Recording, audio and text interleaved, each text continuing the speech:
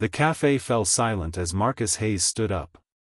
His movements were fluid, controlled, almost imperceptible until he was suddenly towering over the table of laughing men who had been tormenting him for the past 15 minutes. What happened next would leave everyone in that small downtown cafe breathless. But I'm getting ahead of myself. If you're enjoying this incredible true story of courage, fatherhood and justice, please hit that like button and subscribe to our channel for more powerful real-life moments that remind us what true strength looks like. It started as an ordinary Tuesday at Riverside Café. The morning rush had settled, leaving behind the usual mix of remote workers, college students, and parents stealing moments of peace. Among them was Marcus Hayes, a 38-year-old single father hunched over his laptop while his 7-year-old daughter, Lily, quietly colored beside him. "Daddy, can I have another hot chocolate?" Lily whispered, her small hand tugging gently at his sleeve. Marcus looked down at his daughter, her face framed by wild curls that reminded him so much of her mother. 3 years since cancer had taken Sarah, and sometimes the resemblance still caught him off guard. "Sure, princess. Let me finish this email, and we'll get you that hot chocolate." Marcus was juggling a remote consulting job while Lily's school was closed for teacher development. Being a single dad meant constant improvisation. Today's solution was bringing Lily to his makeshift cafe office. At the counter, Marcus waited patiently, his worn messenger bag slung across his shoulder. He looked like any other tired parent, faded jeans, simple button-down shirt with the sleeves rolled up, revealing forearms marked with a few small scars. Nothing about his appearance suggested anything extraordinary.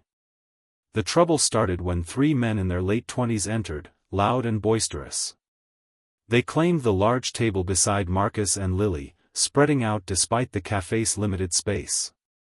Their conversation was peppered with profanity, growing louder by the minute. Marcus leaned over. "Excuse me, gentlemen. Would you mind watching your language? My daughter is sitting right here." The largest of the 3 men, a broad-shouldered guy with a designer haircut and expensive watch, looked Marcus up and down. "Public place, man. Not a kindergarten." His friend snickered. "I understand.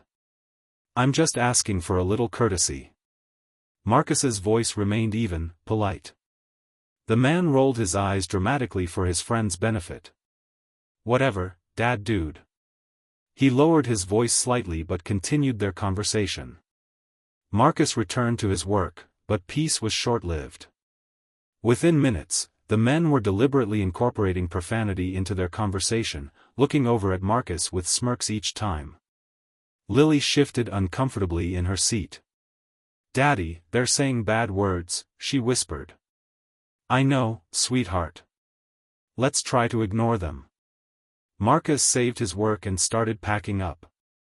Sometimes retreat was the wisest choice. The ringleader noticed. "Oh look, Super Dad's leaving. Can't handle the real world?"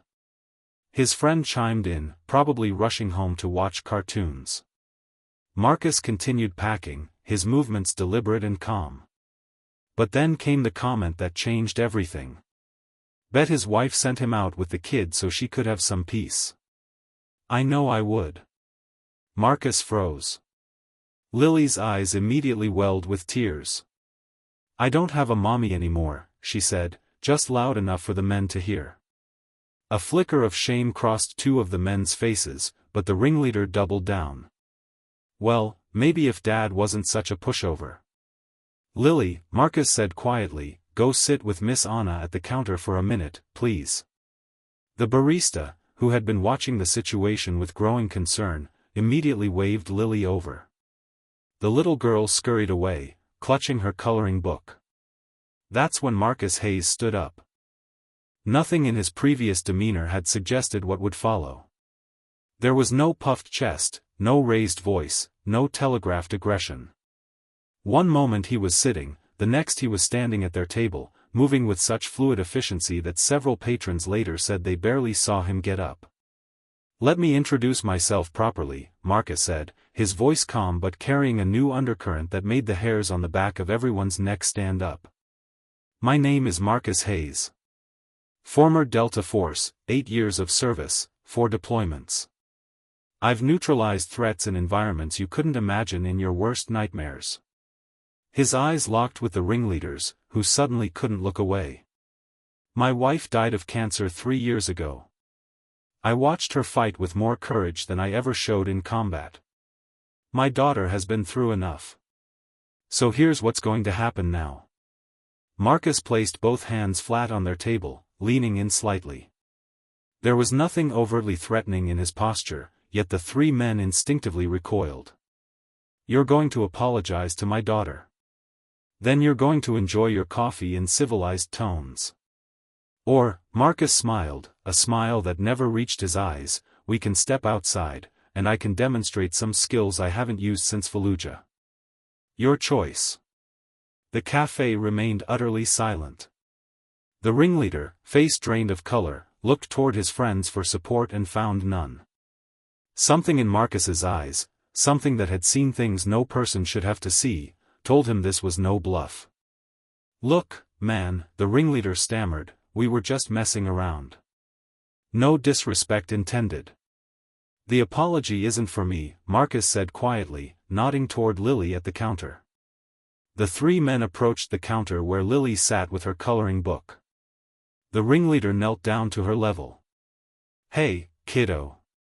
We're really sorry for being loud and saying bad words. And I'm especially sorry for what I said about your mom. That wasn't cool at all. Lily studied him with solemn eyes that seemed too wise for her 7 years. My daddy says everyone makes mistakes. It's what you do after that matters. The man blinked rapidly, nodding. Your dad sounds really smart. He's the bravest person in the whole world, Lily declared with absolute certainty. The men returned to their table, considerably subdued. Within 10 minutes, they had paid their bill and left. As the door closed behind them, someone in the cafe began to applaud, and others joined in.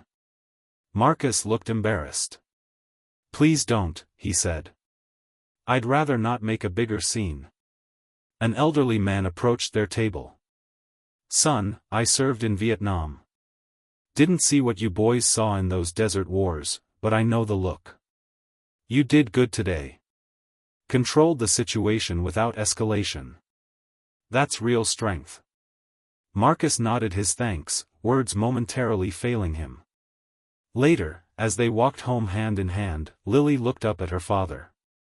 Daddy, were you really in Delta Force? You never told me that. Marcus smiled down at his daughter. I was a soldier once, yes. But now my most important mission is being your dad. I think you're good at both, Lily declared, skipping alongside him. Marcus squeezed her small hand in his. After Sarah died, he'd wondered if he could ever be enough for Lily. If the skills that had defined his former life could possibly translate to raising a little girl alone. Today had reminded him that strength came in many forms. The discipline to walk away from a fight when possible. The courage to stand up when necessary. And most importantly, the vulnerability to keep your heart open despite the wounds it carries. That evening, as Marcus tucked Lily into bed, she wrapped her arms around his neck. I'm proud you're my daddy, she whispered. And in that moment, Marcus Hayes, who had faced gunfire without flinching, felt tears spring to his eyes. This, he realized, was what he had always been fighting for. Sometimes our greatest battles aren't fought in distant lands but in everyday moments that test our character. And sometimes the most powerful weapon isn't force, but the quiet dignity of standing up for what's right. If this story touched your heart, please remember to like and subscribe for more powerful real-life moments that remind us what true courage looks like. Sometimes heroes don't wear capes, sometimes they're just ordinary people doing extraordinary things for those they love.